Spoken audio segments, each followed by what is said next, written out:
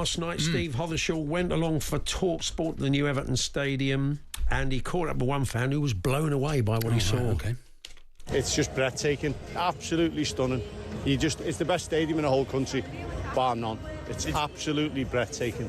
Did you expect it to look like this? No, I didn't expect it to be this good. I wouldn't want to be sitting on the back row though. Why? What is it about this stand you love? The back row, no, our seats are at the side in the south stand, but the back, we've just walked up to the back row and it's a little bit heavy to get up there. It's a little bit steep at the back. Yeah, I think the old guys would need a lift up there. You know, it's really steep right to the back. But yeah, I'm looking forward to the whole season here. It's going to be fantastic. Yeah, any of these Evertonians of advancing years, if you haven't got your season tickets yet, future-proof it. The guys I go to Spurs, we're up about 5 or 6 flights of stairs on the 5th level, and every time we're climbing up those stairs unable to breathe, I'm saying, should have bought a bungalow, lads. I said, should we sit a bit closer to the pitch? They said, no, let's get right up high. A listener's been in touch, 9194, no name on it, but thank you for your text. I went up to the new ground last night. Me and my 9-year-old twins drove up from Bristol especially. Blown away by the new stadium. Feels like a special place inside and out. Not just like a generic new ground. All the chaos around the club over the last 10 years, pleasantly surprised.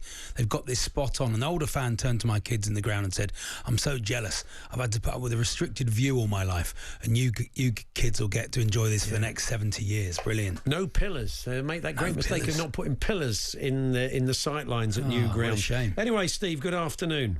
Good afternoon, gents. What did you make of it in your first time in there?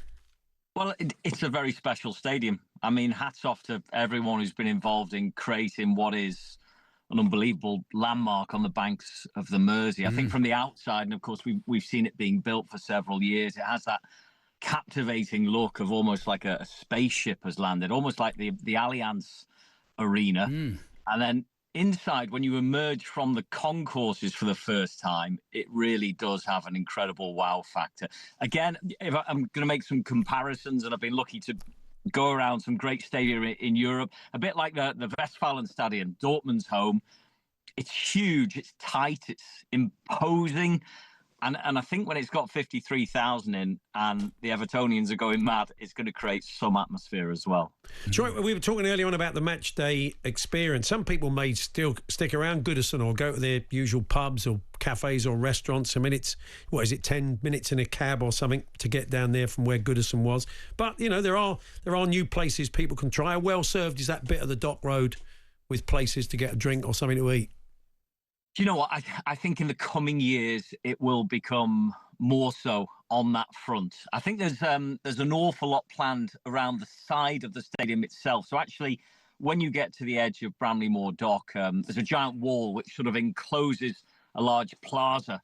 And that plaza, it really is quite a dramatic entrance into the stadium itself. And a few of the people in the club were telling me that plaza itself could hold like an event for 15,000 people.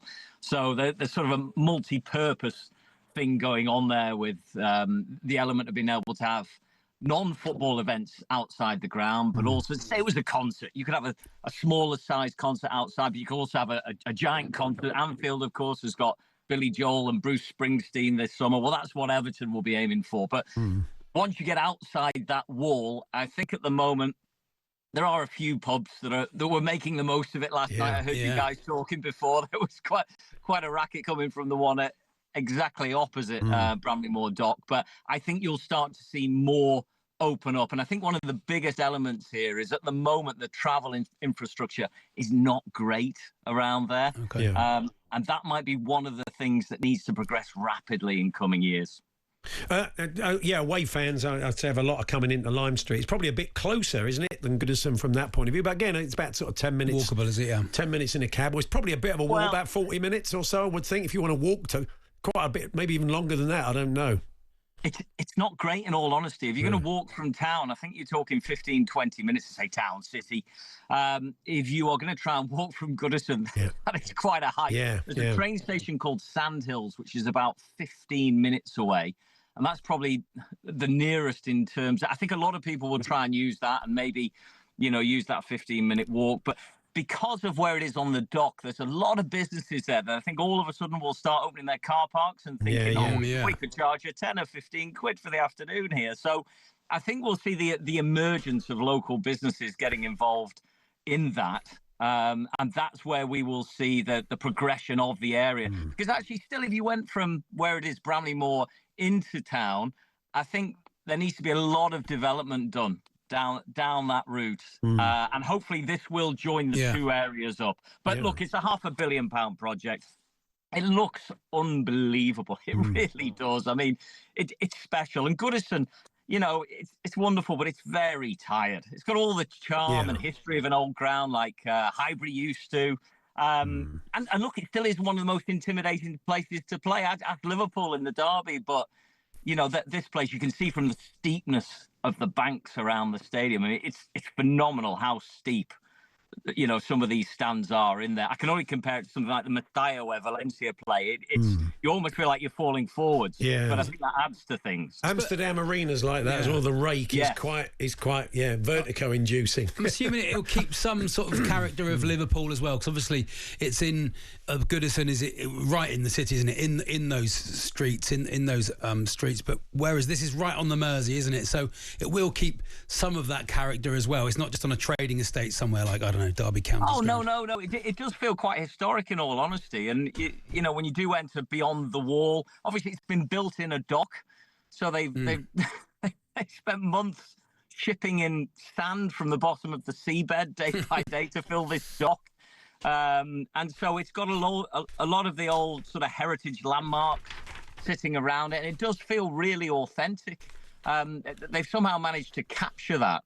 So I think, you know, Everton is such a historic club, isn't it? And it reaches so far in the city. Its history is amazing. Its legacy is amazing as a football club. And I think that was at the forefront of thinking when they decided to do this, 9 years ago. And in the space of those 9 years, we've had so many false dawns on where Everton should build a stadium. You know, Tesco in Kirby and, I don't know, down at the King's Dock in Liverpool. But this is finally where they've ended up. And actually, it looks a great site. I think just the transfer infrastructure is the first thing that fans will be thinking about. But actually, the stadium itself, you're going to be, if you've never been in, you're going to be blown away. And it's got two of the biggest screens you've ever seen inside. That almost feels very American.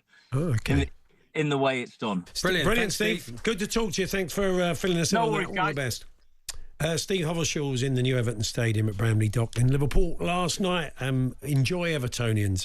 It's a new chapter. You're going to be missing the old place as I did when we moved from White Hart Lane, but embrace the new place. It'll be fantastic. Paul Hawksbee and Andy Jacobs, Monday to Friday afternoons 1 till 4 on AM, on DAB, via the talkSPORT app and on your smart speaker. talkSPORT.